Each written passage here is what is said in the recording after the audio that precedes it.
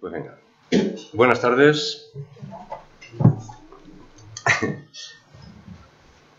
En esta tercera sesión nos toca ver los capítulos tercero, cuarto y quinto del Tratado Político. Capítulos que tratan sobre el desarrollo del imperio, sobre todo su derecho, sobre todo su ámbito y sobre el fin último que una sociedad puede considerar.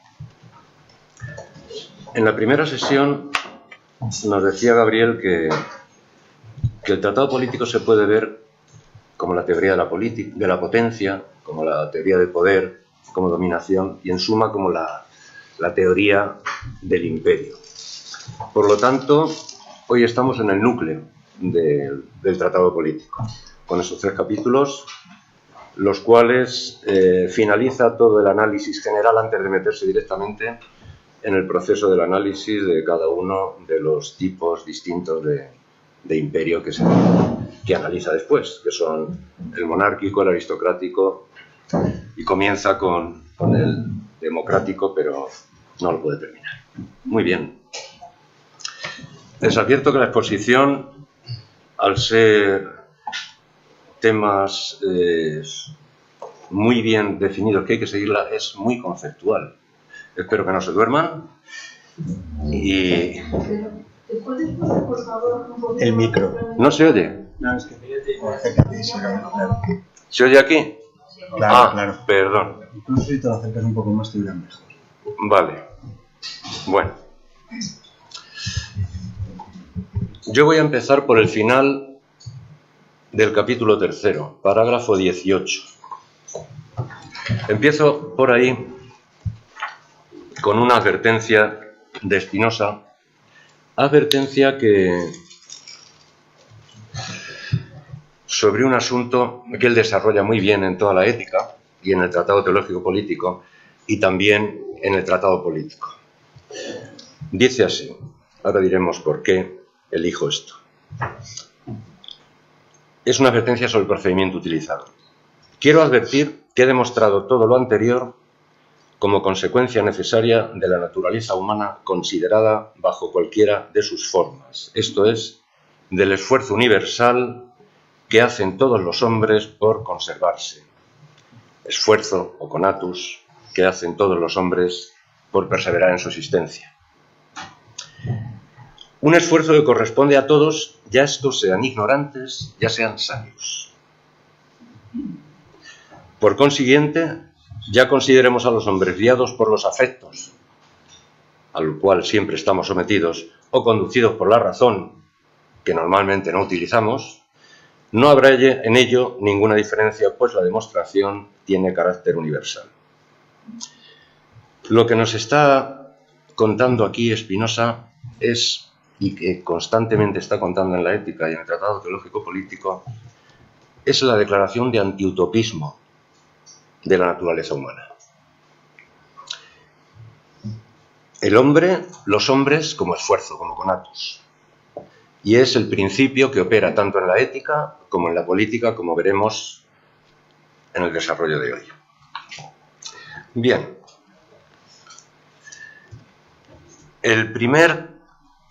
El parágrafo primero del capítulo 3 comienza marcando directamente cuáles son los conceptos políticos sobre los que él va a teorizar. Y dice así.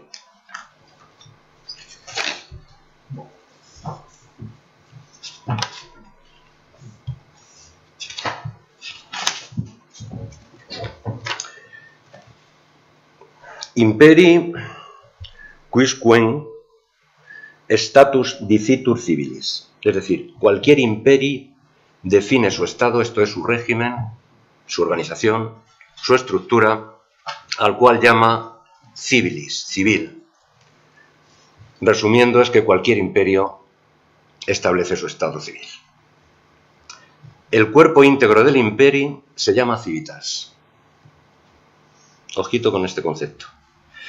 Los negocios comunes del imperio, cuya dirección depende de quien tiene el poder del imperio, se llama res publica, cosa pública. Los hombres, en cuanto gozan de todas las ventajas de la civitas, en virtud del derecho civil se llaman ciudadanos, y súbditos en cuanto están obligados a obedecer las normas o leyes de la civitas. Existen 3 tipos de status civilis, como hemos dicho: democrático, aristocrático y monárquico.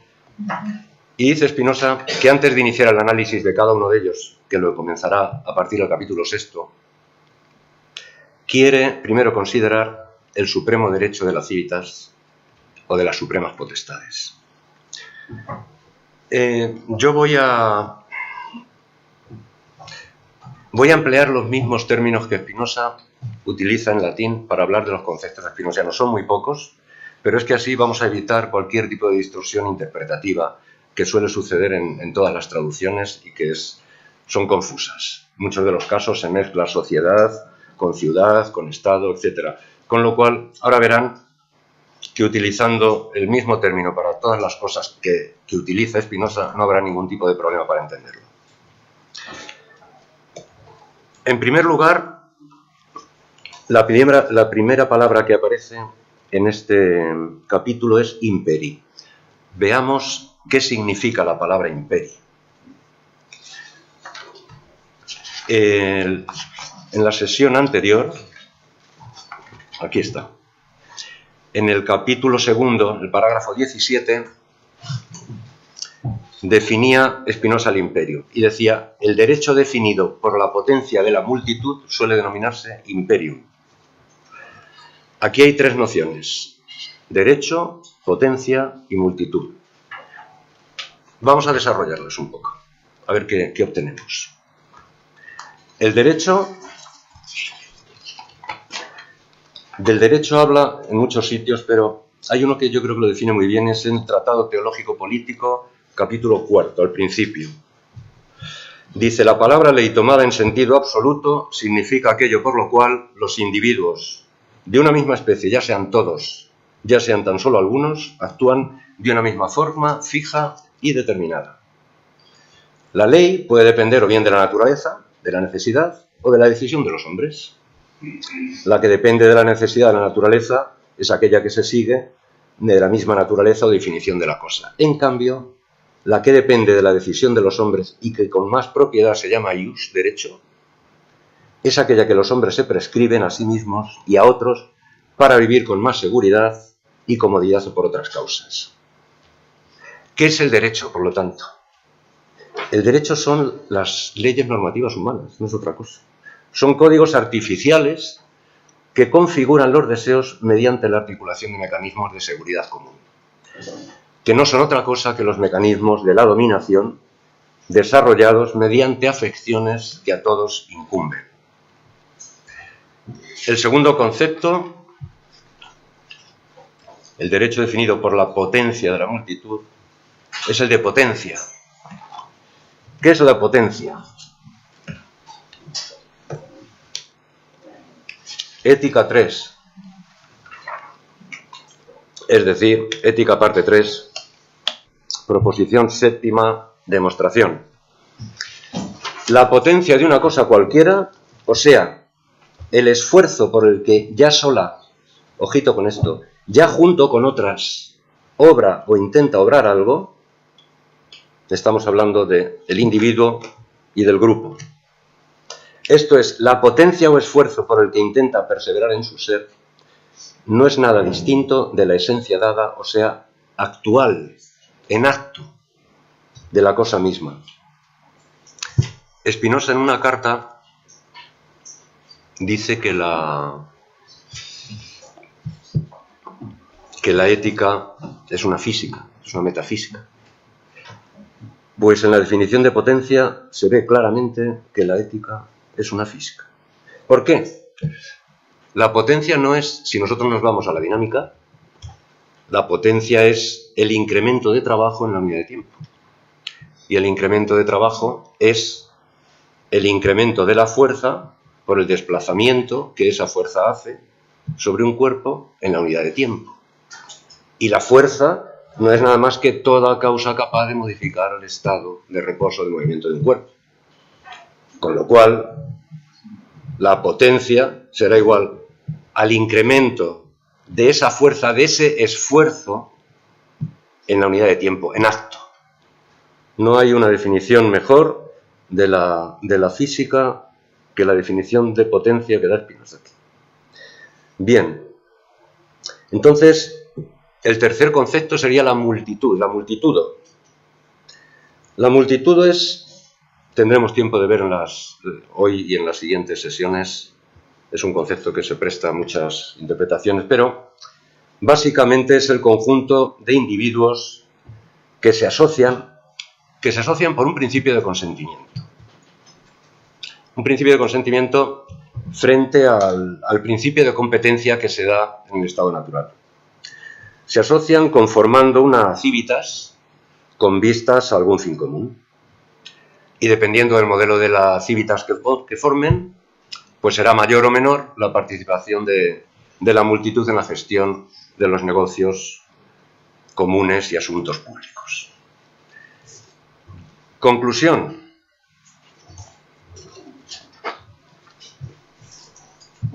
Con esta definición de imperio, el derecho definido por la potencia de la multitud, yo, con lo que hemos visto, ensayo otra, que seguramente es más oscura, pero incluye lo que hemos estado viendo. Yo diría que la noción o concepto de imperium se muestra como un código artificial configurado por medio de la materialización determinada por ciertos modos de pensar, o lo que es lo mismo, por un conjunto de ideas constituidas mediante el esfuerzo por perseverar en la existencia de un grupo de individuos sometidos a afectos comunes.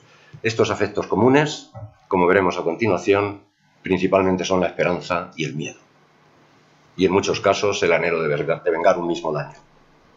De esta manera, la idea de imperium podemos verla que se explicita como poder, como mando, como orden, como autoridad, como dominio, como soberanía, como hegemonía. Podría estar dando todo ello que el propio imperio impone sobre el grupo de individuos que lo sostiene. Por eso, con todas las acepciones que pueda llevar a cabo, yo por lo menos hoy, seguiré llamándole imperio. De los siguientes conceptos que hemos visto, a mí me interesa parar en dos, fundamentalmente. En la civitas, que es el cuerpo íntegro del imperio, o del imperium, siempre que Spinoza habla de civitas, expresa el potencial del cuerpo íntegro del imperio. ¿Y qué es un cuerpo? Vamos a ver qué es un cuerpo. Un cuerpo lo define Spinoza en la definición primera de la parte 2 de la ética.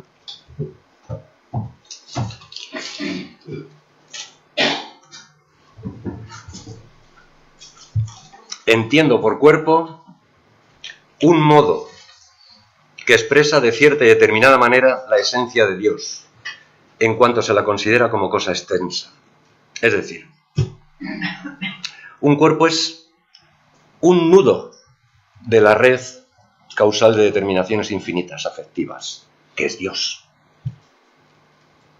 Y el cuerpo, cuando lo consideramos como cosa extensa, es decir, desde el atributo de la extensión, es cuando lo denominamos cuerpo. Pues el cuerpo íntegro de la civitas, ¿se acuerdan que cuando definía la potencia hablaba potencias por el que ya sola, ya junto con otras, obra o intenta obrar algo? Pues este es un cuerpo de muchos juntos. Ahora veremos por qué. En la ética ya Spinoza matiza, o por lo menos abre la expectativa de lo que significa la civitas. En la parte cuarta, en la proposición 37, el escolio 2, dice: esta societas, esta sociedad, cuyo mantenimiento está garantizado por las leyes y por el poder de conservarse, se llama civitas. Lo dejamos ahí. ¿La referencia era? Parte cuarta, P37S2. Proposición 37S2. Y pasamos a las supremas potestades, la summarum potestatum. Si la civitas es el cuerpo íntegro del imperio, cuyo derecho viene determinado por la potencia de la multitud, sin embargo el imperio, como idea, como cosa singular, a la vez que se define por un cuerpo, se define por una mente, por una mens. En el capítulo 3, parágrafo 2 del Tratado Político, dice Spinoza: el derecho del imperi, o de las supremas potestades, no es nada distinto del propio derecho natural que se determina por la potencia, no de cada uno, sino de la multitud guiada como por una sola mente. Veluti mente ducitur. Es decir, y esto es importante, que al igual que cada uno en el estado de naturaleza, cada individuo, también el cuerpo y la mente de todo el imperio tienen tanto derecho como corresponde a su potencia. Nos podríamos preguntar, ¿y cuál es el derecho del imperio? Pues bien, volvamos al parágrafo 17 del Tratado Político 2, donde definía el imperio. El derecho del imperio, el derecho definido por la potencia de la multitud suele denominarse imperio. Ahora bien, ¿quién posee este derecho? Lo posee de manera absoluta quien por común acuerdo, es decir, por el principio de consentimiento, está encargado de los asuntos públicos, es decir, de establecer, interpretar y abolir los derechos, proteger las ciudades, decidir sobre la guerra y sobre la paz. Si la función recae sobre una multitud común, entonces al imperium lo vamos a denominar democracia. Si solo está formado por algunos individuos escogidos, lo vamos a denominar aristocracia. Y si el cuidado de los asuntos públicos está a cargo de uno solo, lo vamos a denominar monarquía. ¿Tiene límites el derecho del imperio?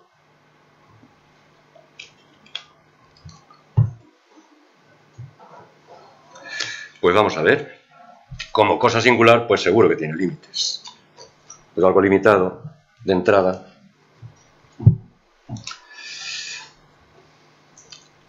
Dice, el límite superior que podía tener el imperio. ¿Por qué se hace un imperio? ¿Por qué se hace una civitas? ¿Por qué se hace una agrupación? Pues por la tendencia hacia la utilidad, no hay otra cosa. Es decir, la civitas busca ante todo, esto nos lo cuenta Spinoza en el Tratado Político, en el capítulo 3, parágrafo 7. La civitas busca ante todo aquello que la sana razón enseña ser útil a todos los hombres. Entonces, el límite superior del derecho del imperio, lógicamente, es la tendencia hacia la utilidad, hacia la utilidad común. ¿Y el límite inferior? Pues el límite inferior tiene que ser todo aquello que escapa a los códigos que soportan el mecanismo de seguridad y de conservación de las civitas, y que pueden provocar en su caso la indignación de un número alto de gente, que incluso puede dar lugar a la desaparición del propio imperio. ¿Sí? Y en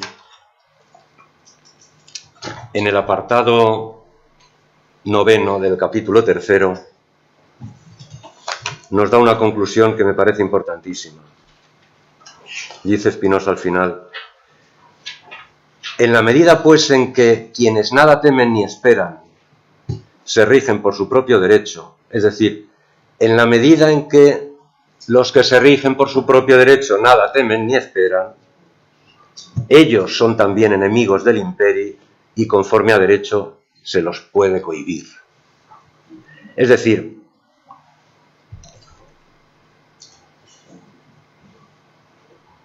los necios, los locos, los fanáticos, el imperio no los quiere, pero tampoco quieren a los que piensan. Así que, por lo tanto, pensar es muy peligroso.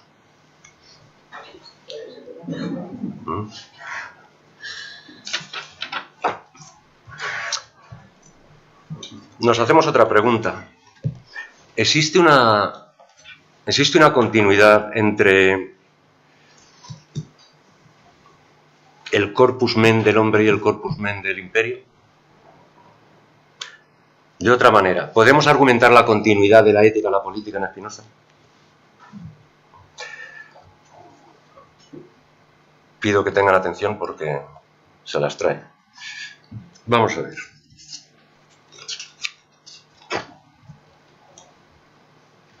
Habíamos definido lo que era un cuerpo. Por otro lado,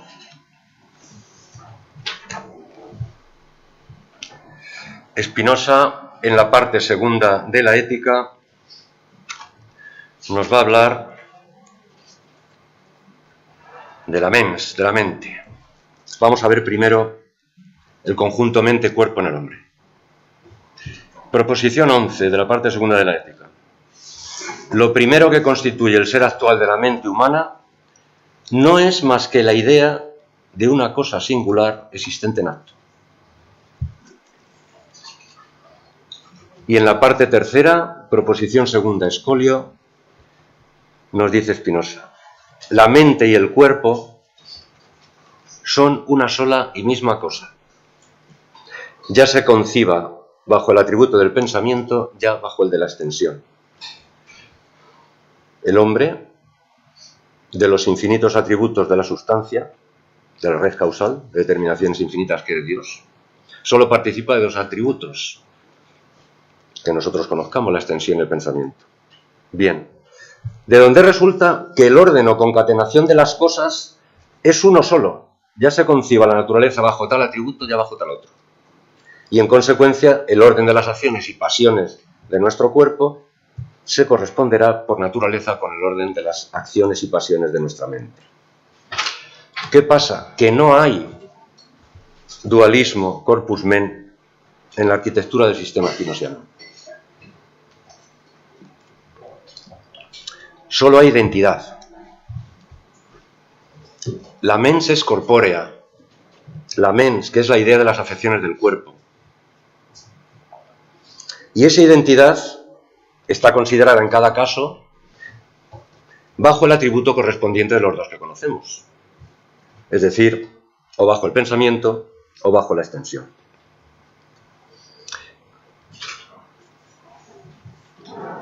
Pero ¿podríamos decir lo mismo del corpus men del imperio? Vamos a ver si lo podemos decir igual.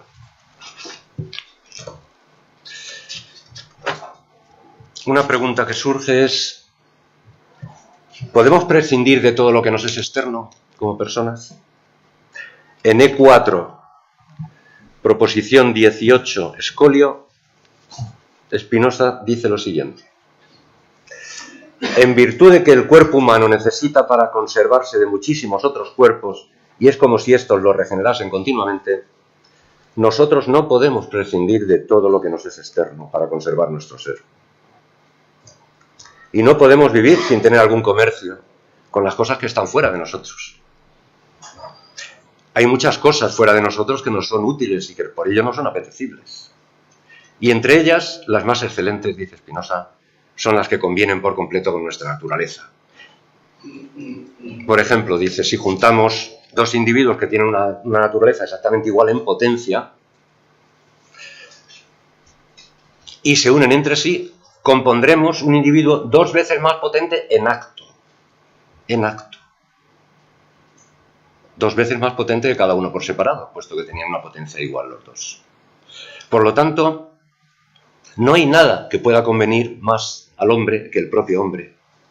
Es decir, que por nada puede optar en los hombres que sea mejor para la conservación de su ser que el convenir todos en todas las cosas, y aquí viene enunciado, de manera que las mentes de todos compongan como una sola mente y sus cuerpos compongan como un solo cuerpo, esforzándose todos a la vez cuanto puedan en conservar su ser y buscando a todos a una la utilidad común.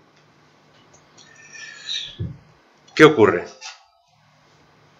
La idea de imperium que hemos visto y que Spinoza ha adelantado en este escolio que acabamos de comentar responde al enunciado que rige en la existencia de todos los hombres, esto es, que cada cual, y volvemos al parágrafo 18 del capítulo 3, que cada cual se esfuerza cuanto puede por conservar su ser, es decir, por perseverar en su existencia. Y esta idea de imperium se concreta en agrupaciones determinadas por utilidades comunes. De ahí que Spinoza, en el parágrafo 5 del capítulo 3, nos dice que el cuerpo del imperio, es decir, la civitas, debe regirse como por una sola mente, recogiendo lo que habíamos comentado antes en el escolio de la parte cuarta. Y en consecuencia, la voluntad de la civitas debe ser considerada como la voluntad de todos. La voluntad entendida siempre como externamente determinada, claro, por el objeto de la abolición. Y de esta manera hay que considerar que cuanto la civitas considera justo y bueno, lo ha sido por decreto de cada uno de sus miembros. ¿Por qué Spinoza solo menciona la voluntad?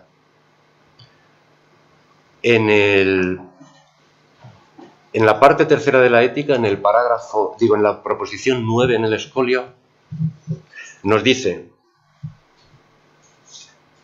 que cada cosa hace un esfuerzo por perseverar en su ser y que este esfuerzo, cuando se refiere a la mente sola, lo llama voluntad. Cuando se refiere a la vez a la mente y al cuerpo, lo llama apetito. Y el deseo no es nada más que el apetito con la conciencia del mismo. ¿Pero qué es la voluntad? La voluntad no es más que la capacidad que tiene el humano de afirmar y negar algo de una cosa cuando considera que ese algo le pertenece a la cosa. ¿Por qué no menciona nada más que la voluntad? Porque nos estamos refiriendo a la mente de las civitas, nada más.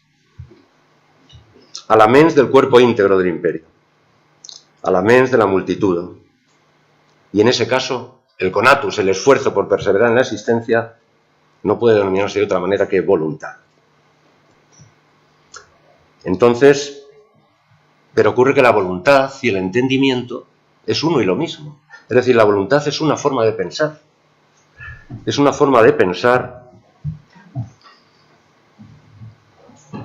que no lo entendemos en términos absolutos, sino que difiere de otros modos de pensar, pues como el deseo, como el amor, como el odio, como otras cosas. Entonces, la forma de actuación de la mente del imperio será como un cierto modo del pensar de las sumarum potestatum, es decir, de las supremas potestades sostenidas en la idea de la acumulación potencial de su cuerpo íntegro, esto es, apoyado en la idea de las afecciones de las civitas, en las afecciones de su cuerpo íntegro. Pero es que, le damos una vuelta más, pero es que las civitas es una cosa singular, no puede ser otra cosa, es una cosa finita.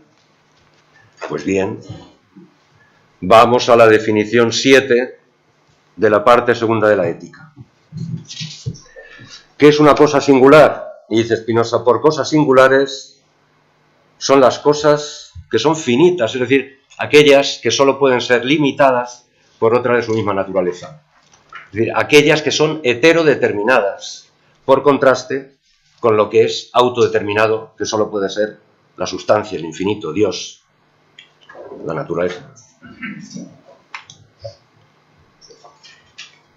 Por cosas singulares son las cosas finitas que tienen una existencia limitada, evidentemente.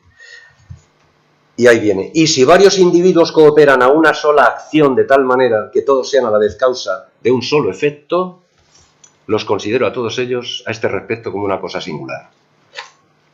Por tanto, la idea de imperium, que se muestra como mens, que son las supremas potestades, y como corpus, que es la civitas, es la potencia de su cuerpo íntegro, que no es nada distinto de la esencia en acto de esa civitas, y que se materializa, como hemos definido, mediante la potencia del conjunto de los individuos que forman las civitas.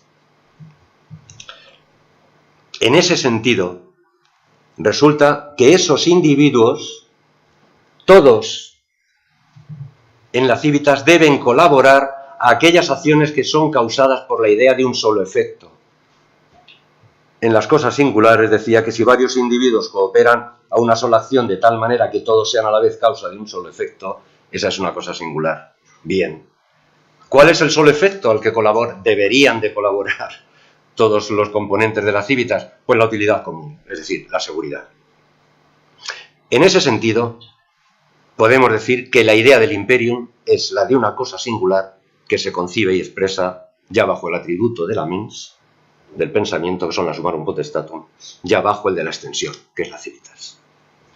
De lo anterior, se puede concluir que la articulación del fundamento del corpus men del imperio se manifiesta como continuidad del fundamento del corpus men del hombre en el ámbito de las normas comunes, es decir, en el ámbito de lo político. Con un detalle: en el ámbito de lo común, del status civilis, el hombre actúa conforme a las leyes de su naturaleza y vela por su propia utilidad, igual que lo hace en el estado natural, claro. Y en ambos estados, el hombre es guiado por la esperanza y por el miedo, o por los dos, a la hora de dejar hacer o hacer algo. Con la principal diferencia que en el estado civil, en el status civilis, en un orden político, todos temen las mismas cosas y todos tienen una misma causa de seguridad y una misma razón de ser y una misma razón de vida, lo cual de ninguna de las maneras suprime la capacidad que tenemos cada uno de juzgar. ¿Por qué? Porque la fortaleza del ánimo o la libertad es una virtud que es privada, que es del individuo, mientras que la virtud del imperio es la seguridad.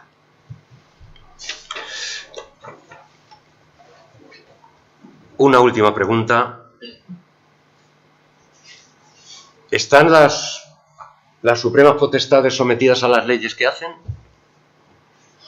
Y en consecuencia podemos decir que pecan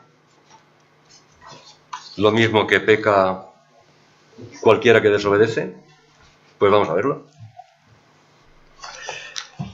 Spinoza habla del pecado en varios sitios, pero en la ética en concreto, vamos en el Tratado Teológico Político, en muchos casos. En la ética es en la parte cuarta, proposición 37, escolio segundo. Por encima, nada más. Dice que en el estado de naturaleza nadie está obligado, por nadie, a ley alguna, porque solo está obligado cada uno a hacer por sí mismo, es decir, está obligado cada uno a las cosas que puede por su potencia. Por lo tanto, en el estado de naturaleza es imposible concebir el pecado. Ya lo comentamos el otro día, el propio Pablo de Tarso pues ya lo decía, antes de la ley no había pecado. El pecado, por lo tanto, no es otra cosa que una desobediencia. Es decir, una desobediencia que solo puede ser castigada en virtud del solo derecho civil de las civitas.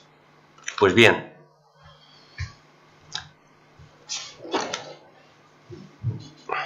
¿puede pecar la suprema potestad? Es decir, quien hace las leyes puede estar al margen. En el parágrafo 4.4, es decir, parte cuarta del Tratado Político, el número 4, el parágrafo 4, la parte cuarta del capítulo cuarto, nos dice Spinoza: si la civitas no estuviera sujeta a las leyes o normas que hacen de ella una civitas, habría que concebir las civitas como una quimera y no como una cosa de la naturaleza. En consecuencia, la civitas peca siempre que hace o permite hacer algo que pueda causar su ruina. Sin embargo, y esto es importante, existen determinadas circunstancias que cuando se dan inspiran el respeto y el miedo de los súbditos hacia las civitas. Es decir, existe la coacción y coerción ejercida como mecanismo de dominio. Porque al no darse esa coacción y coerción, si esas circunstancias no se dan, hacen desaparecer el respeto y el miedo, y sin los cuales queda suprimida la propia civitas. Por lo tanto, para que las civitas siga existiendo y que se ajuste a su propio derecho, tiene que mantener los motivos del miedo y del respeto y de la esperanza. De lo contrario, dejará de existir. ¿Qué conclusión sacamos de esto? Pues que la relación de poder de la Civitas no es un dato de naturaleza. La relación de poder de la Civitas no es un acuerdo entre potencias iguales. Estamos la potencia máxima de todos los individuos y la potencia de los individuos independientes. Es un dato de convención, ya lo habíamos dicho, lo habíamos visto en la noción de imperio, precisamente cuando hablábamos del derecho. La relación de poder es un artificio codificado que está determinado por una red de imágenes que si la alteramos desestabiliza el proceso de dominio y con ello puede acabar con la existencia de las Civitas. La relación de poder no reposa, por lo tanto, en realidad alguna, sino sobre las imágenes de realidad que los afectos, sobre todo de esperanza y miedo, forman en los ciudadanos súbditos. Por ello, si lo que se pretende es la continuidad de las Civitas, esto es, que la Civitas pueda ajustarse a su propio derecho, o lo que es lo mismo, a su fuerza, a su potencia, el constructo imaginario puesto en práctica mediante afectos debe permanecer encima de la propia realidad. ¿Existen circunstancias por las cuales podemos decir que la Civitas no esté sometida a leyes? Y Spinoza dice, pues, naturalmente. Dice, ¿por qué? Dice, si por ley, en el parágrafo quinto ya del capítulo cuarto, si por ley entendemos el derecho civil, que encuentra su garantía y defensa en el propio derecho civil, y si por ley entendemos, y si por pecado la desobediencia, es decir, si tomamos estos dos conceptos en su sentido estricto, en su sentido genuino, no tendremos razón alguna para decir que la Civitas esté sometida a las leyes o que pueda pecar. ¿Por qué? Porque las causas y las reglas y las causas del miedo y el respeto de que una Civitas tiene que mantener para conservarse, es decir, la coacción y la coerción que la Civitas debe desarrollar como mecanismo de dominio, no corresponden a su derecho civil, sino al derecho natural. De tal manera que no se pueden imponer por el derecho civil sino por el derecho de guerra. ¿Por qué? Porque las Civitas no están más sujetas a esas leyes que lo está el hombre en estado de naturaleza, el cual cualquiera lo que tiene que hacer para poder ajustarse a su propio derecho es no ser su propio enemigo y darse muerte a sí mismo.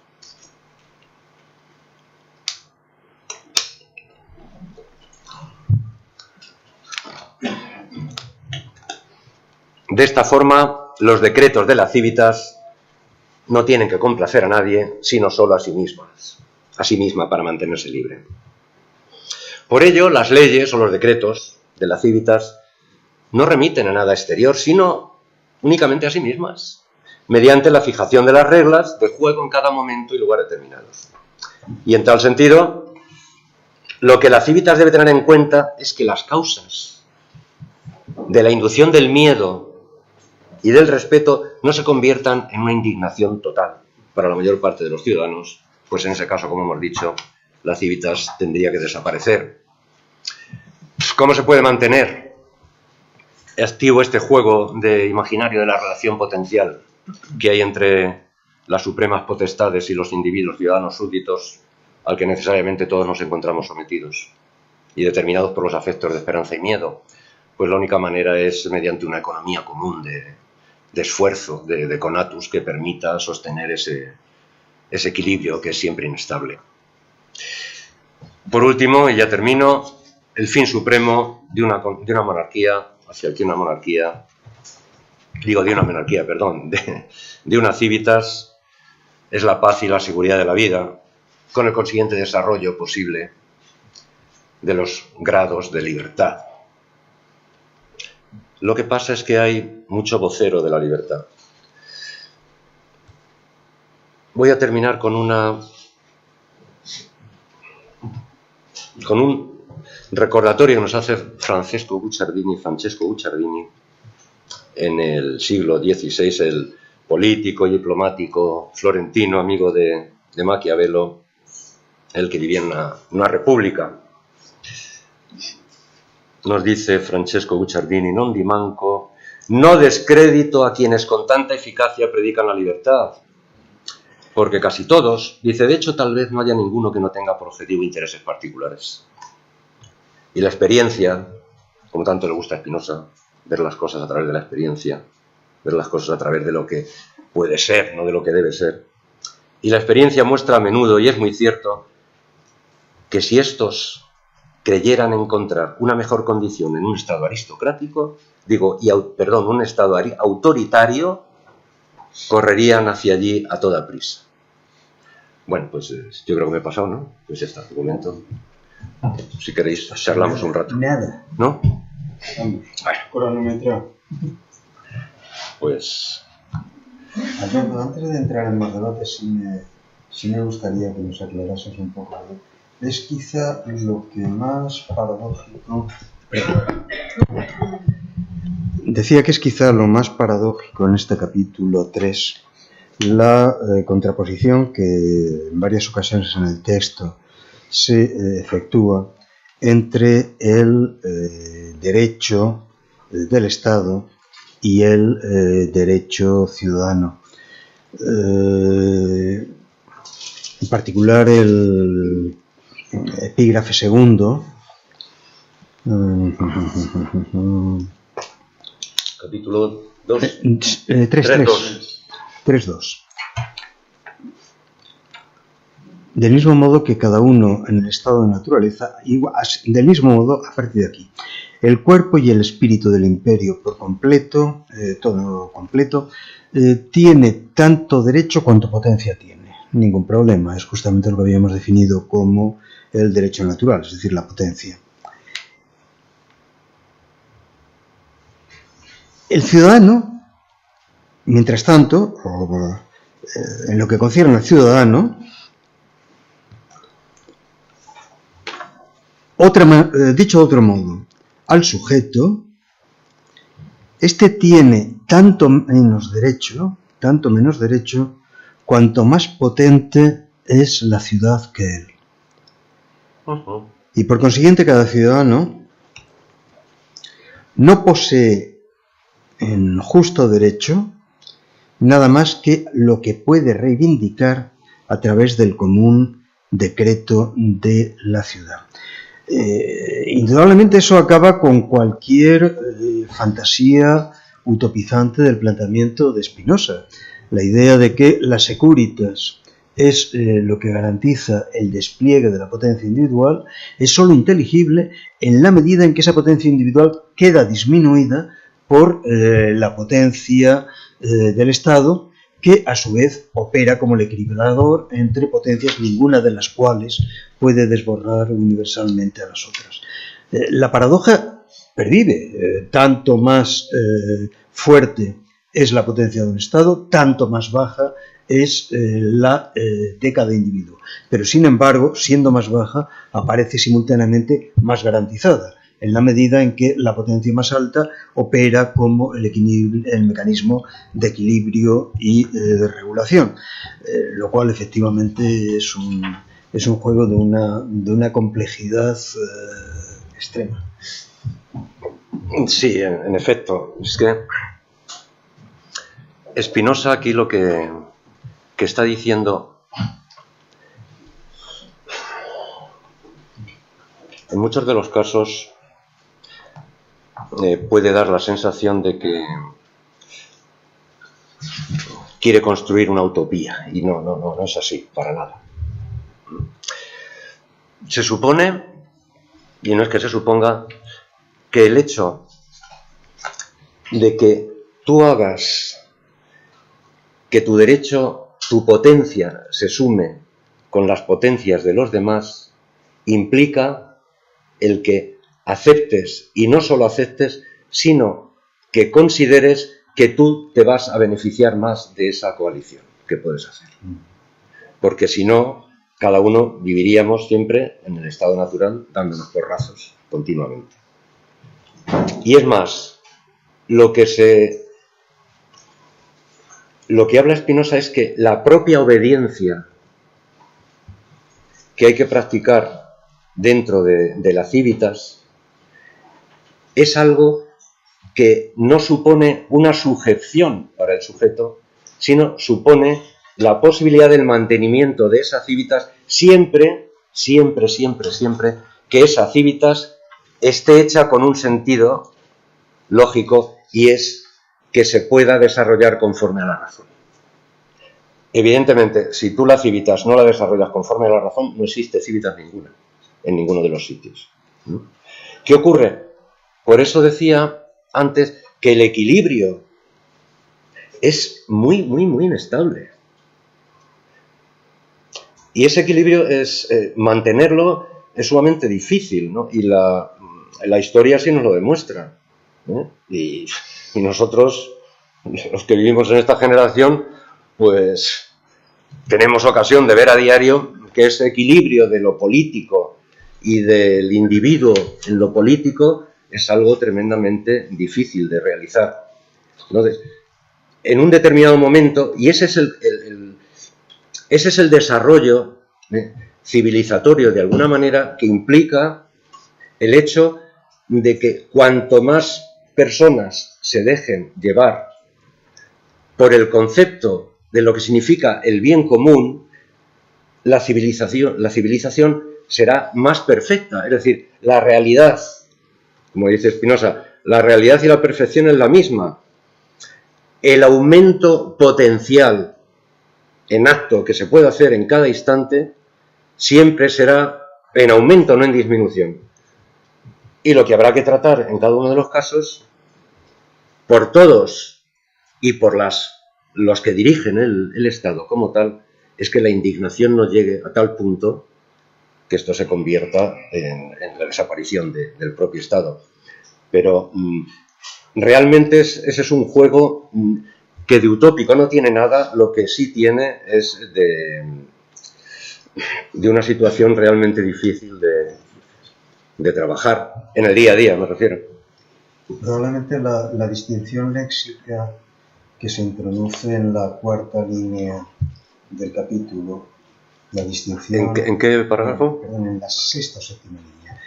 ¿Del párrafo? Del primer párrafo. Ah, del primero. La distinción entre chives y súbditos, sí, va exactamente, yo pienso, en esa línea. Ahí está, cuando están obligados a Los hombres, en tanto que gozan de todas las ventajas de la ciudad en virtud del derecho civil, a esos los llamamos ciudadanos y los llamamos sujetos en tanto que están sometidos a obedecer a las instituciones de la ciudad.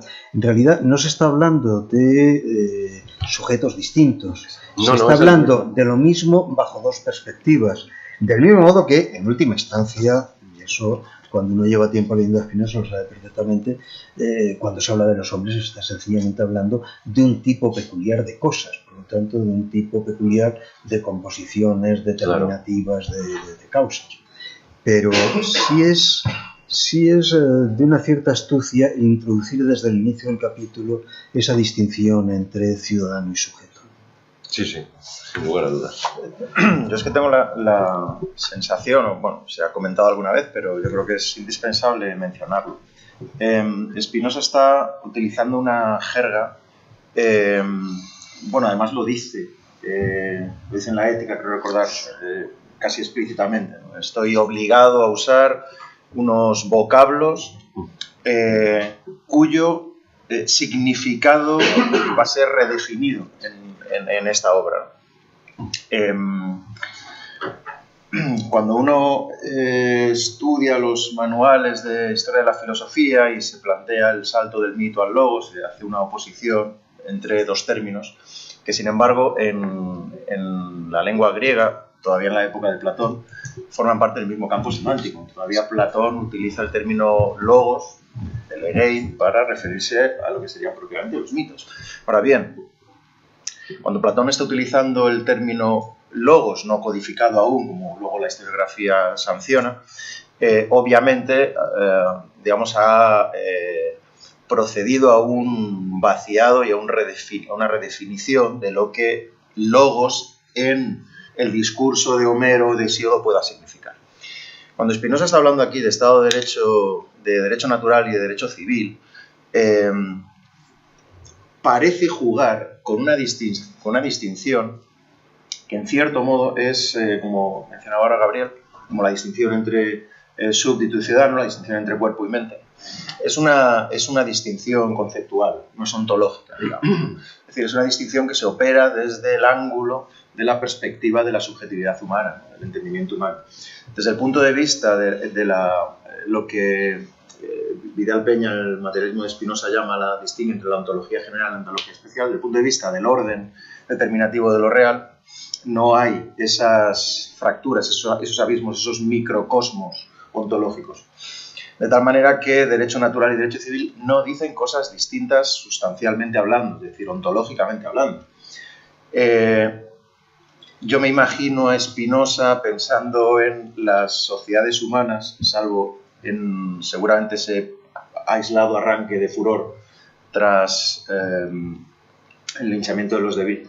Salvo eso, yo me lo imagino viendo las sociedades humanas como decía Orson Welles en El tercer hombre, como hormigas revoloteando alrededor de un hormiguero. Pues algo así, como cuerpos en composición según leyes físicas. Eso es. Esa es la distinción entre cuerpo y mente, sería estrictamente eso. El ángulo de la extensión y el ángulo del pensamiento, que son exactamente lo mismo. De tal manera que la distinción interesante, la dialéctica interesante a la que recurre Spinoza, obviamente, es la del estado de sociedad y el estado de guerra. El estado de guerra es lo constitutivo de la realidad y es lo que en la terminología al uso se entendería por derecho natural.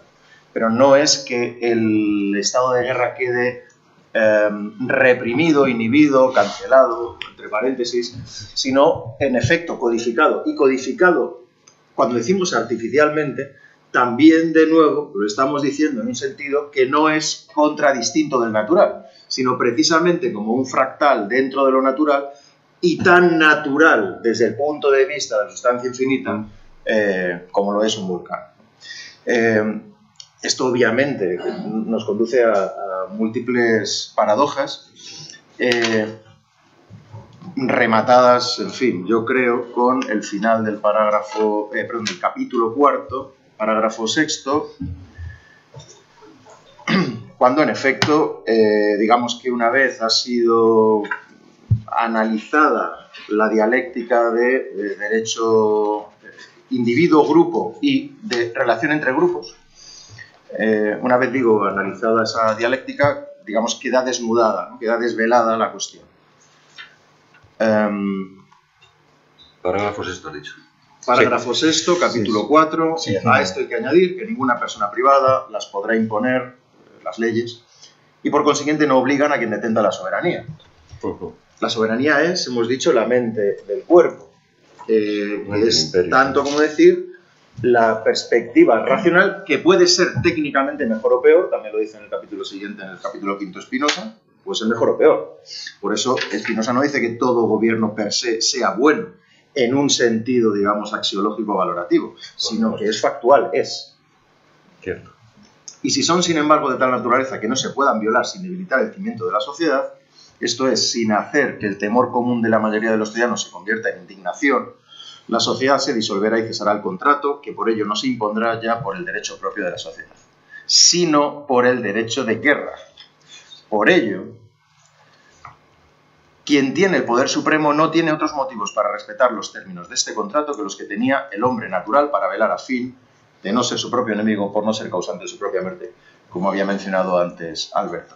De tal manera que lo que rige es el principio de pervivencia, de persistencia en el ser, y por lo tanto, todo ardid, digamos, que llamaríamos político, todo ardid político no tiene más legitimidad que la del ejercicio del poder, de la fuerza y la perseverancia del ser, más o menos errados. Y en ese juego, la vinculación o el anclaje retórico a una legitimidad, decía Lorenzo Valla en la donación de Constantino, citando a Publilio, decía: todo poder se presenta como sagrado. Pero no es que lo sea per se, claro, sino que su fuerza de legitimación no viene de ninguna legitimidad, sino del ejercicio de la retórica. Por eso el generar indignación es un cálculo, el evitar generar indignación es un cálculo político que se hace, no porque haya que temer a los indignados, sino porque los indignados, una multitud de indignados, digamos, pueden ser peligrosos para la estabilidad del Estado. Y en ese terreno, claro, todo pacto, acuerdo o contrato, claro, toda la ideología o toda la filosofía del pacto social o del contrato social queda dinamitado por Spinoza. Dice, y termino en este mismo capítulo 3, en el capítulo 3, parágrafo 14, sí, vale. Esta alianza es una alianza... Bueno, cito el final del parágrafo 13.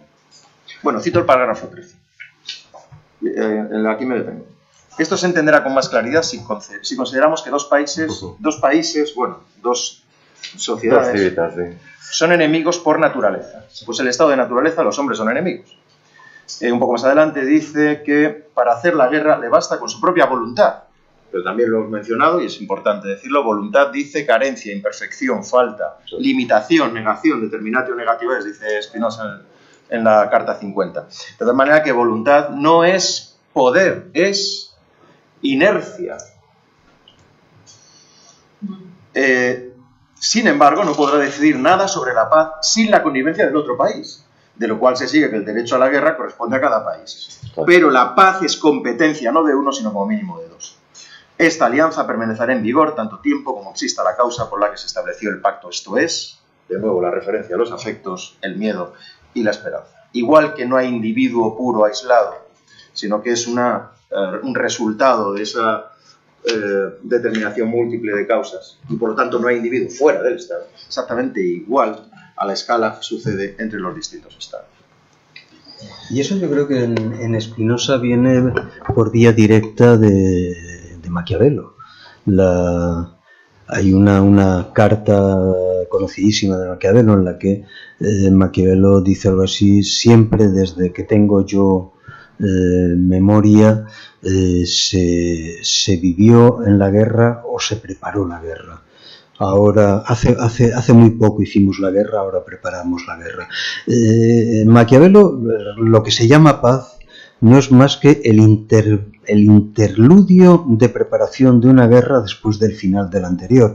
La paz no es más que una cesura transitoria, y yo creo que en Spinoza es exactamente igual, solo que además con un fundamento ontológico mucho más fuerte. Una curiosidad, Sánchez de Stop traduce el famoso parágrafo, que no recuerdo dónde está en estos capítulos de Spinoza, que contrapone soledad y sociedad. Sí. No dice solitud, ¿no? Dice solitud, pero Stop traduce desierto. Ya. Lo traduce por desierto. Pero por eso él no dice soledad, dice desierto. Por eso estaba comentando que... Pero lo argumenta, ¿no? ¿Eh? Lo argumenta, ¿no? Podría argumentarlo con los clásicos españoles del 16-17 y en particular con Góngora. Ya, pero solitud es solitud. Quiero decir que no es desierto. Sí, ya, pero es cierto que los poetas españoles del 16 y el 17 los utilizan como sinónimos. Ya. ¿Él lo justifica en ese sentido? No, aquí cita a Tácito. Sí, está Tácito. Pero bueno, es una... No, pero que es correcto. Eso es que hay muchas licencias y esto tiene bastantes. Bueno, la referencia antes de que hable Fernando, un par de referencias, muy conocidas, pero curiosas, porque claro, la diferencia cuerpo-mente del individuo aplicada a la sociedad, pues es una dialéctica muy clásica, ¿no? Y está obviamente en Platón, luego la pasa Aristóteles en el campo de la biopolítica, pero obviamente el referente contra el que está más o menos explícitamente, estableciendo sistema Spinoza es, creo yo, o no creo que sea esto muy impertinente, contra la distinción ciudad de Dios y ciudad terrenal de San Agustín, que es literalmente el cuerpo de la historia frente al alma de la historia. Claro, Spinoza rompe con ese antagonismo precisamente identificando esos dos planos de la realidad. No, lo que decía es, aquí utiliza Tácito, efectivamente. Dice, hacen un desierto y lo llaman paz. Pero yo quería hacer hincapié en lo que en Spinoza es el estado de guerra, que aparece aquí por primera vez, es la traslación, ¿no?, de la ética a la política. Lo que es el estado natural, el estado de naturaleza en los hombres, es el estado de guerra entre las naciones, ¿no? Yo creo que aquí Spinoza ya empieza a tomar partido, antes de desarrollar los tres modelos de democracia, monarquía y aristocracia, empieza ya a tomar partido precisamente al introducir este concepto del estado de guerra, ¿no? Él empieza a hablar ya de la unión, ¿no? En efecto, no cabe duda de que ¿Dónde estás? En 3.12, al final. En efecto, no cabe duda alguna de que si dos sociedades desean prestarse ayuda recíprocamente, ambas pueden más juntas y por consiguiente ambas tienen juntas más derecho que cada una de ellas por separado, ¿no? Ya empieza a introducir el concepto de la unión entre estados, entre imperios, y cómo luego lo que desarrollará más adelante entre la distinción entre una aristocracia simple o una aristocracia compuesta, ¿no? Él empieza ya, yo creo, a tomar partido por ese pacto entre estados, que de alguna forma vendría a equilibrar, ¿no?, la relación entre estados, y cómo la ruptura de esos pactos retornan a los estados al estado de guerra, ¿no?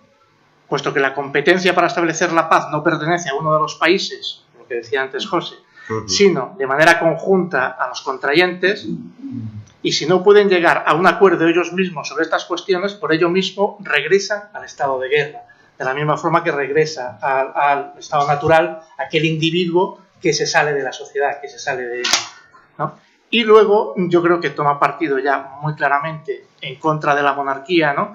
Y en este sentido, pues volver a hacer hincapié, ¿no? Si la monarquía le encanta. ¿No?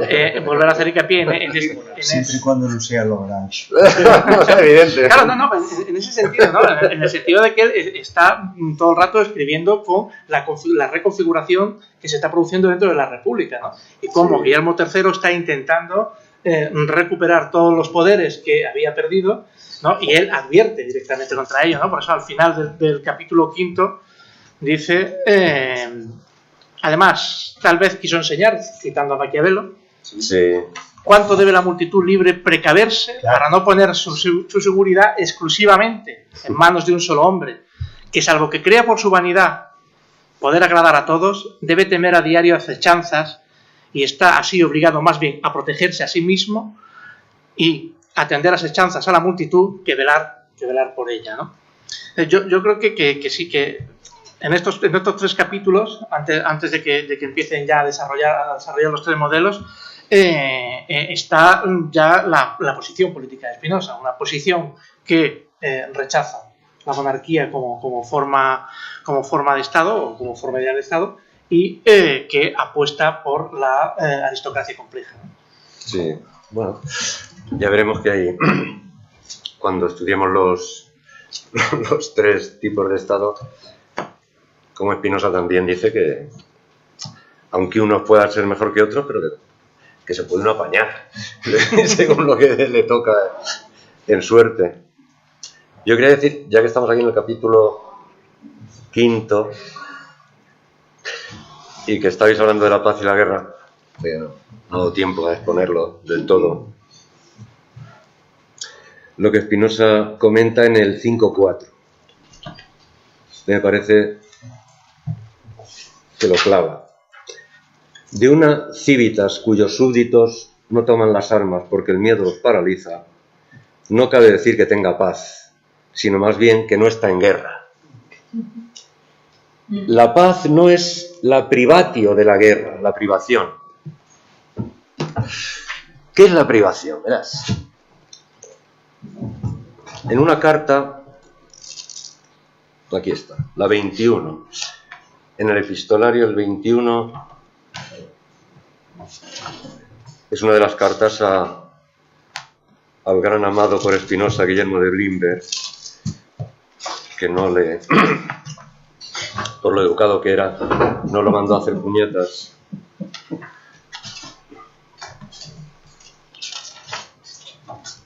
después de que le insiste mucho, Guillermo de Blimberg, no estaba de acuerdo en lo que le contaba Spinoza, y le pide que le explique qué es eso de la privación. Y le cuenta a Spinoza, dice, mira, la privación, pero decía, la paz no es la privación de la guerra. La privación no es el acto de privar. El acto de privar es quitar o despojar a uno de alguna cosa que poseía. No es el acto de privar, sino de la pura y simple carencia, que en sí mismo no es nada. No es más que un ente de razón, es decir, un modo de pensar que formamos al comparar las cosas entre sí. Por ejemplo, poner un ejemplo muy bueno. Decimos que un cuerpo está privado de la visión porque lo imaginamos con facilidad como capaz de ver. Y esta imaginación surge de que comparamos a este ciego con otros hombres que ven, o de que comparamos su estado presente con el estado pasado en el que estaba dotado de visión.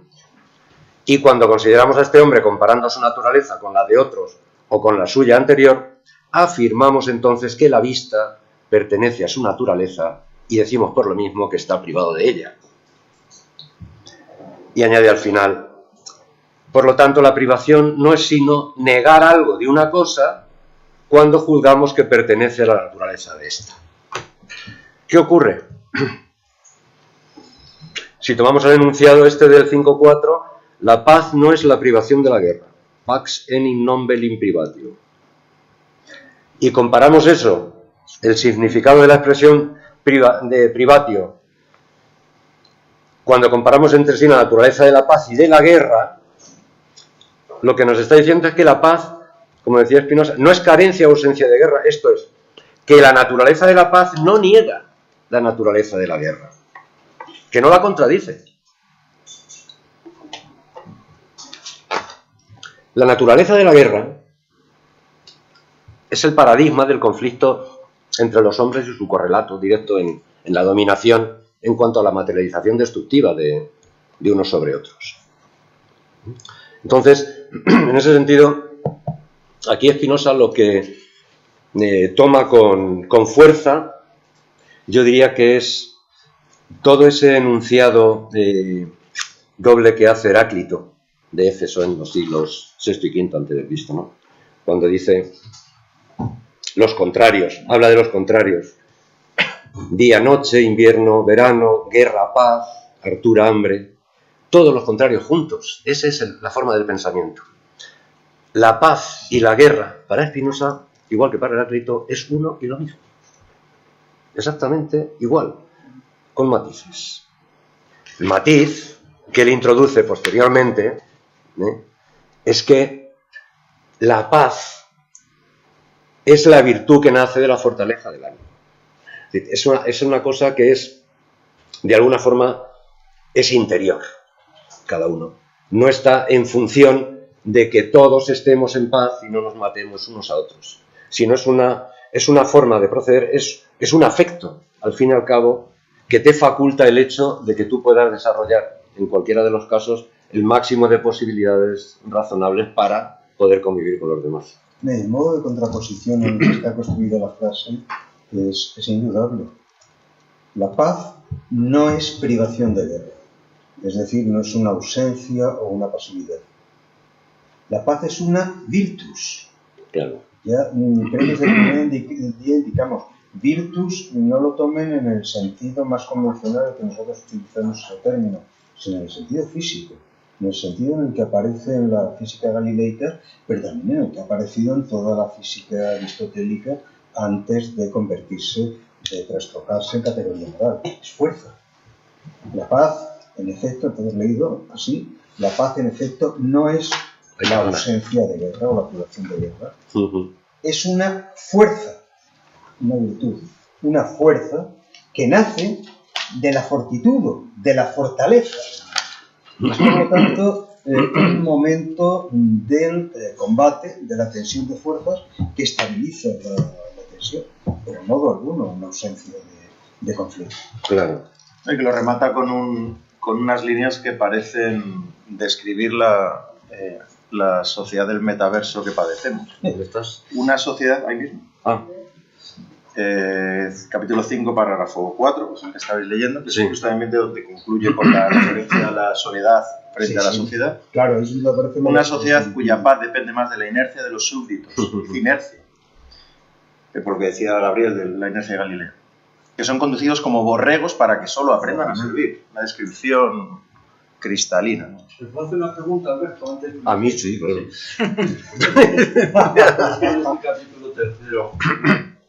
En este capítulo tercero es donde yo creo que está todo El mogollón. el mogollón de...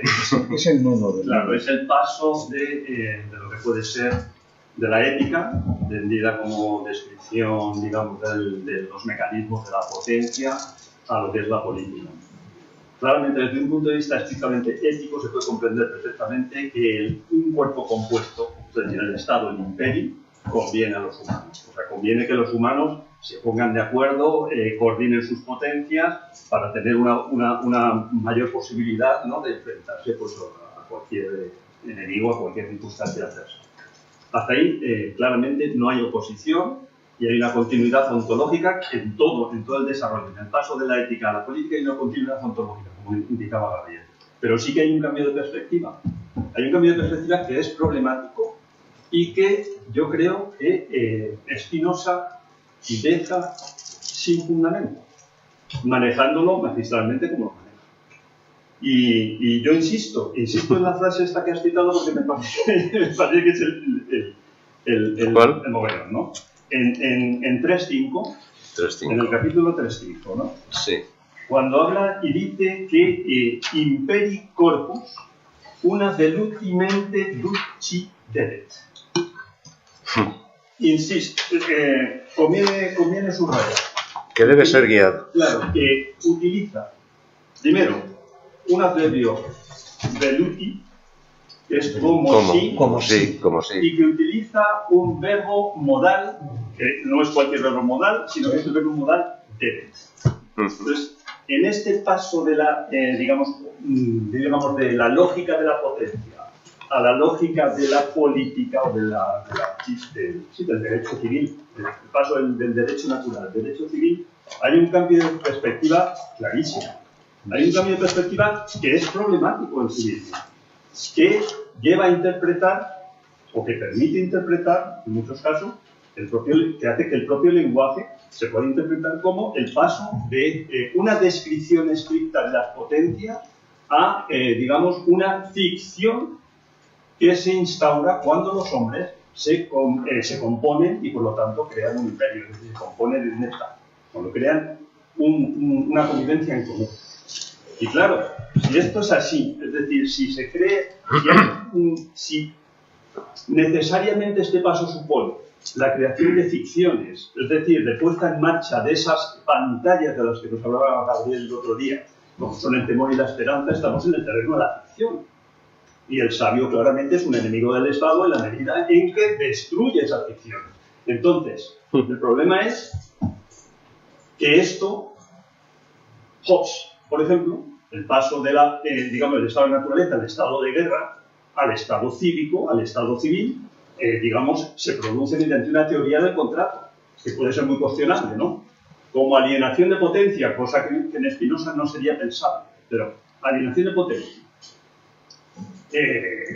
La institución del sacrificio en todas y cada una de las civilizaciones que hay sobre la Tierra. ¿Qué supone eso? Pues supone que los hombres, para vivir en común y para sacar los beneficios de esa vida en común, necesitan necesariamente de una ficción que les permita realizar un acto catártico que atañe a las pasiones, pero no a la razón. Y por lo tanto estamos en un terreno de la ficción siempre.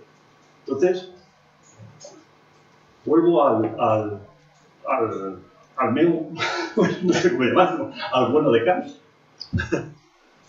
Razón pura y razón práctica. La razón pura hace juicios determinativos. La ciencia, tú puedes hacer ciencia, tú puedes hacer conocimientos de las necesidades estrictas de los comportamientos naturales, perfecto. La razón práctica jamás desdice a la razón pura. Es una mera interpretación, dice Kant, Entonces estamos en el terreno de la libertad, estamos en el terreno del derecho, estamos en el terreno de la ficción. Y esta es la parsimonia que se trae Kant, entre razón práctica y razón pura. Entonces, por eso es lo que te digo, que ahí hay algo que sí, que Spinoza lo maneja, pero no mantiene la continuidad. Hay un cambio de perspectivas que no fundamenta. Es absolutamente exacto. Y yo creo que ha señalado bien el término que le hace a uno pensar que se está dando un desplazamiento metafórico. Corpus una velutina. Como si, a la manera de... No utiliza sibe. No es sibe, es veluti. Claro. Como si, lo cual efectivamente introduce un elemento de narración mitológica, pues claro, eso es narrativo, es a la manera de. Claro. No, eso es una metáfora, eso es perfectamente claro que es un desplazamiento metafórico. Que por lo demás yo pondría en relación con algo que a mí me genera muchísima confusión y que me ha vuelto cuando estaba Alberto hablándonos de la dimensión mente-cuerpo en el ámbito del imperio, que es un pasaje que para mí ha sido siempre y sigue siendo absolutamente enigmático en el escolio de la proposición segunda de la parte tercera de la ética.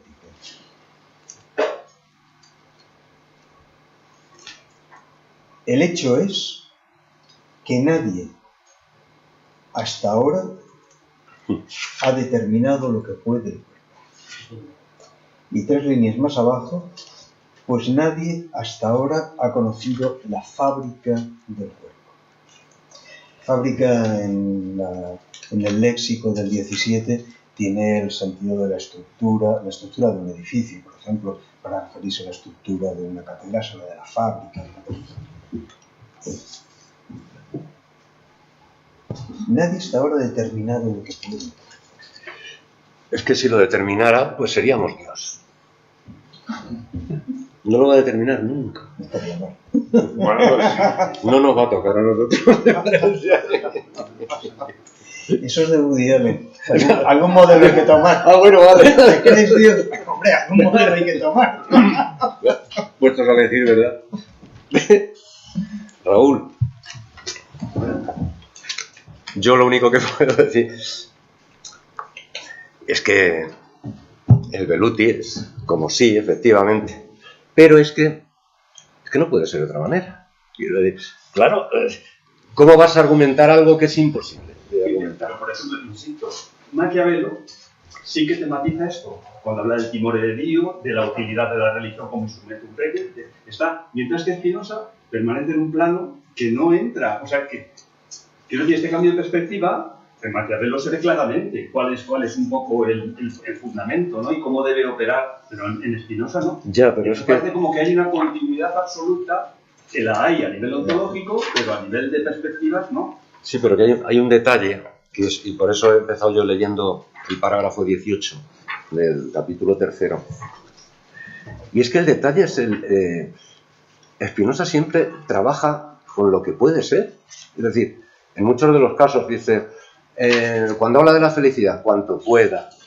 Cuando habla de cualquier tipo de desarrollo, cuanto se pueda. ¿Y qué es eso?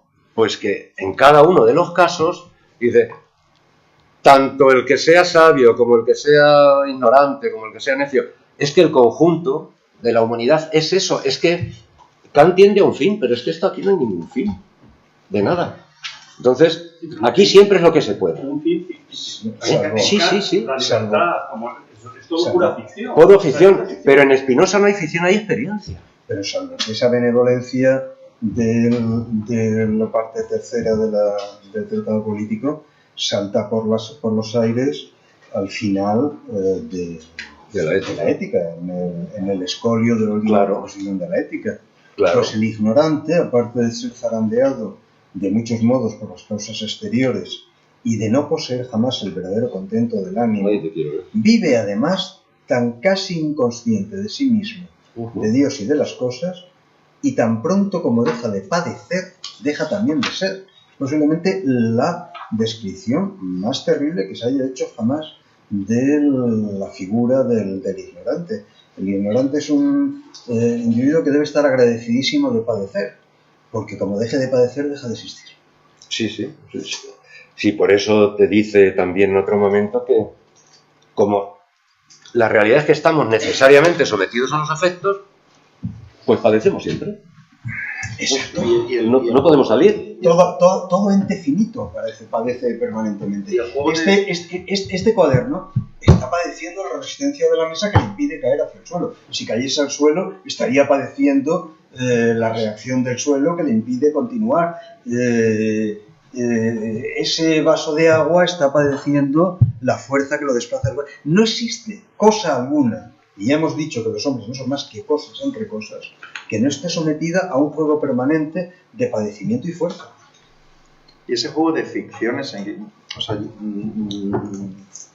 me parece, bueno, es más, hace una referencia a la religión. En el capítulo 3, parágrafo... No olvidemos que ha escrito 10, todo el teológico político, que es eso. Por supuesto. Pero ahí dice explícitamente, es decir, suponiendo que la religión sea un dispositivo de cohesión social regulado por vía de imágenes o creencias, Spinoza, digamos, sería, desde el punto de vista de esa razón, digamos, pura, sería neutro. Aplicado a la sociedad, me refiero. Al menos así lo dice Spinoza. Dice, los cultos externos no pueden ayudar, pero tampoco perjudicar al conocimiento verdadero de Dios. Son irrelevantes. Son irrelevantes nociológicamente. Son eficaces políticamente. Y ahí es donde entra el juego operativo de la religión, entendiendo por religión cualquier sistema de creencias regulado que permita el dominio de determinados afectos. Por eso la indignación es sencillamente cuando ese juego de ficciones se ha vuelto inoperativo y por lo tanto no es creíble para los nódulos afectivos que componen ese corpus que está empezando a descomponerse. Por eso yo creo que tiene que ser necesariamente metafórica la referencia al como sí, porque no hay una mente, no puede haber una mente. Lo de la religión es literalmente traslación de Maquiavelo, es la lectura de Maquiavelo de Tito Livio. Y es más, es que realmente, si es traslación de Maquiavelo, es al mismo tiempo traslación de Tito Livio, porque si ustedes toman los capítulos iniciales de la Urbe Condita, lo que se analiza y lo que explica Tito Livio en los primeros capítulos es cómo Roma construye su identidad en torno a el sistema de farsas que se estructuran en una religión a partir de Numa. Por eso dice no fue Rómulo. fue Numa Pompilio. Fue Numa, que es el que se adentra en el bosque para entrevistarse con una ninfa que le revela la ley a la cual Roma debe ser. Y yo creo que pone el ejemplo de los augures y de los sacrificios del ejército de Alejandro antes de entrar en batallas. Que eso, obviamente, desde el punto de vista de la causalidad eficiente, digamos, de la física, no es operativo. Pero sí lo es, claro, desde el punto de vista de lo afectivo. De lo afectivo, claro que funciona. La verdad es que la relectura de Tito Livio sigue siendo fascinante. Lo que dice en 3.10, lo que está diciendo es cuidado con los cultos externos, que cada cual tenga la religión que quiera, siempre, pero que los cultos externos no vengan a perjudicar, dice, la concordia y la tranquilidad de la sociedad. O sea, que en eso vemos otra vez la traslación de la República de los Comerciantes como que cada cual piense lo que quiera, pero que no nos vayamos a pelear ni vayamos a destrozar la República por una sinagoga, una iglesia o... Es la balanza política de los hermanos de la cruz. Es la tolerancia del Imperio Romano, que se ve muy bien en la vida de Brian. Hay un montón de visionarios, hechiceros, sacerdotes, diciendo cada uno sus disparates, y eso sí, entre ellos y el Vulgus, está en la Guardia Pretoriana, están los soldados romanos defendiendo la libertad de culto, siempre y cuando no entre el terreno del César. Claro. Así es. Que lleva razón Raúl, pero que es lo que hay. Seguiremos